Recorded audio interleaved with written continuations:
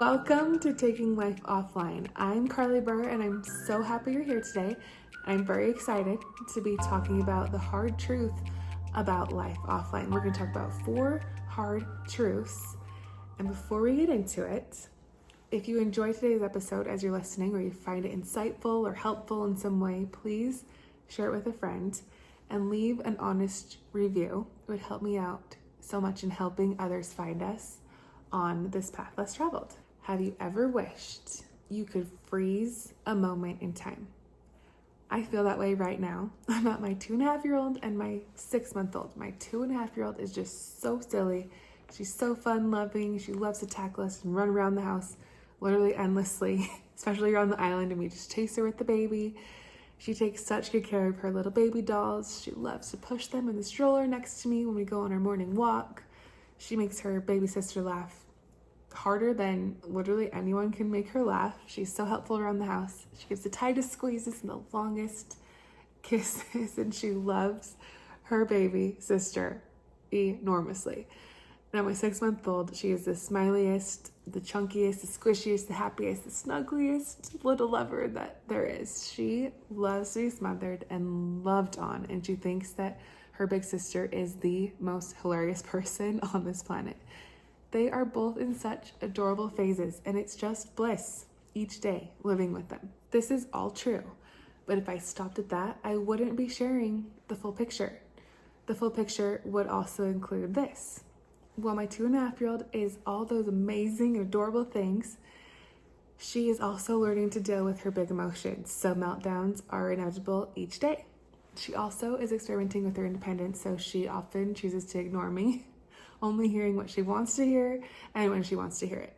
She loves her baby sister so much that she sometimes doesn't know her own strength, and it's a constant task for me to keep my 6-month-old safe from too much 2-year-old love.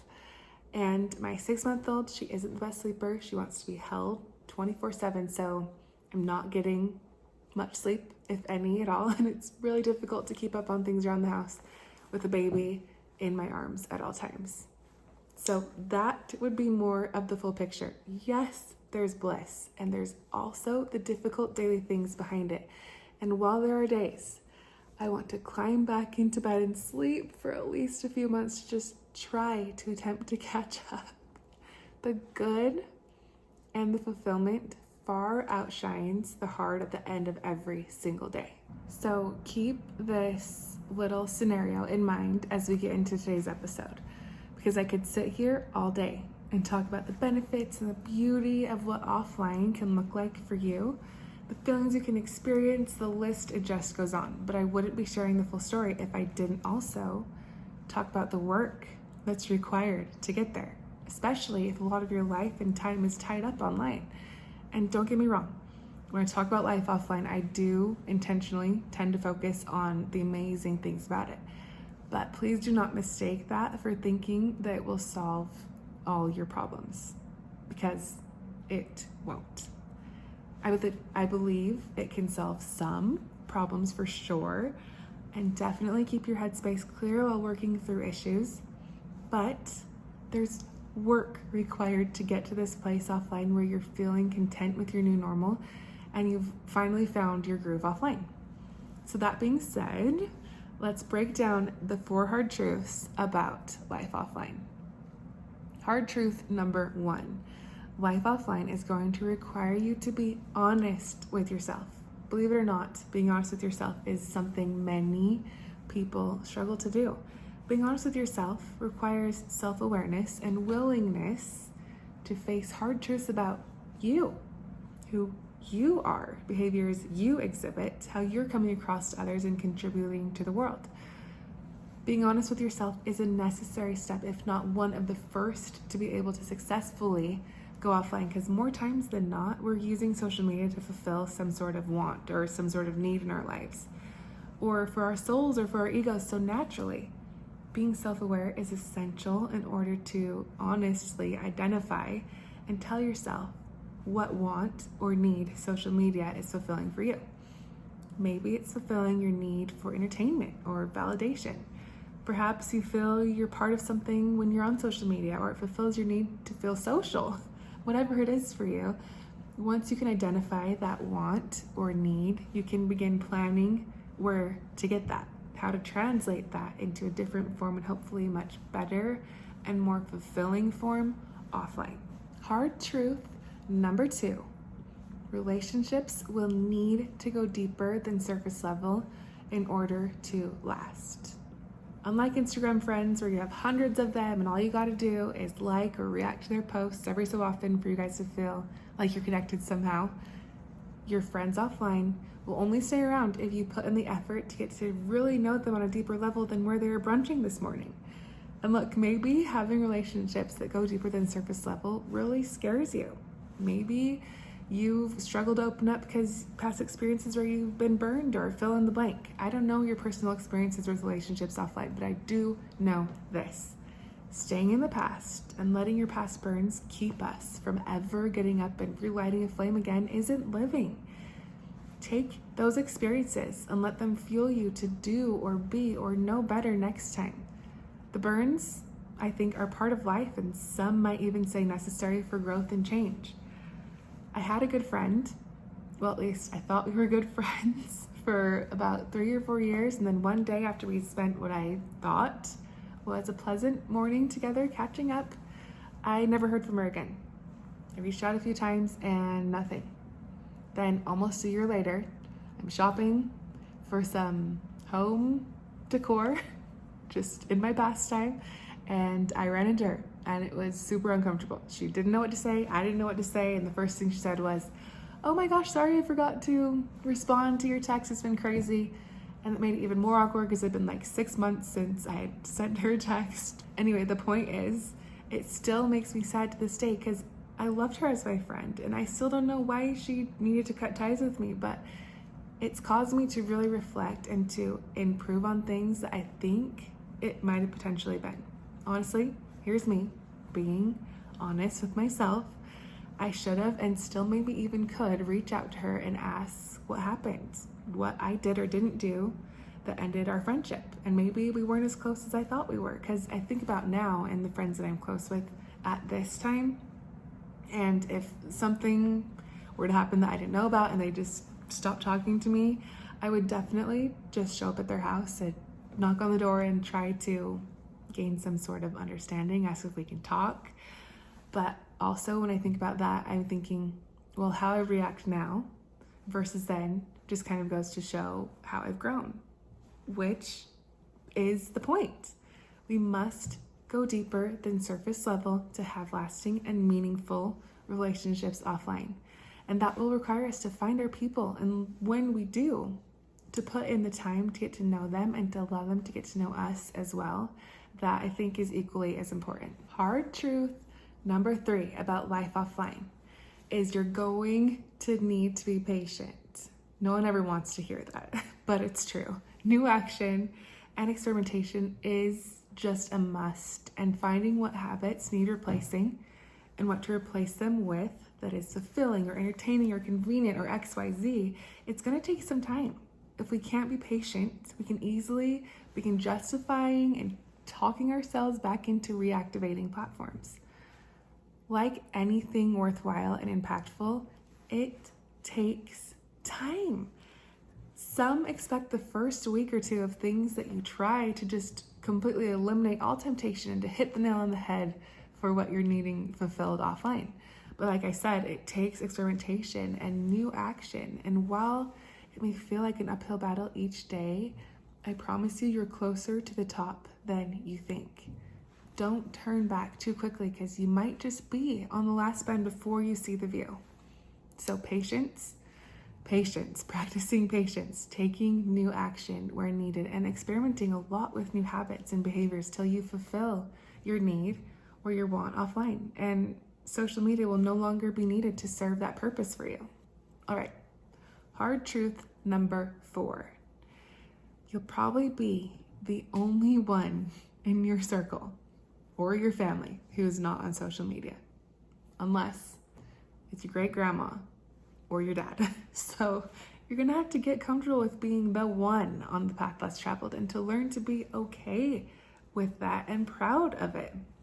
This hard truth has proven to be difficult for many people, especially when it comes to FOMO. There it is. Fear of missing out on your friends online and what they're doing, fear of people thinking you're weird, fear of not being in the know with what everyone seems to be talking about, fear of missing out on whatever you feel like you're missing out on. FOMO is alive and it's loud, and I know it is so real. With FOMO, I feel like there's not a cure-all or an umbrella answer, and if there is, I just have not found it yet. It's something people experience differently. For me, FOMO, I feel, has been something I've gotten over because I gained greater perspective, and I decided to double down and focus on myself and growing personally.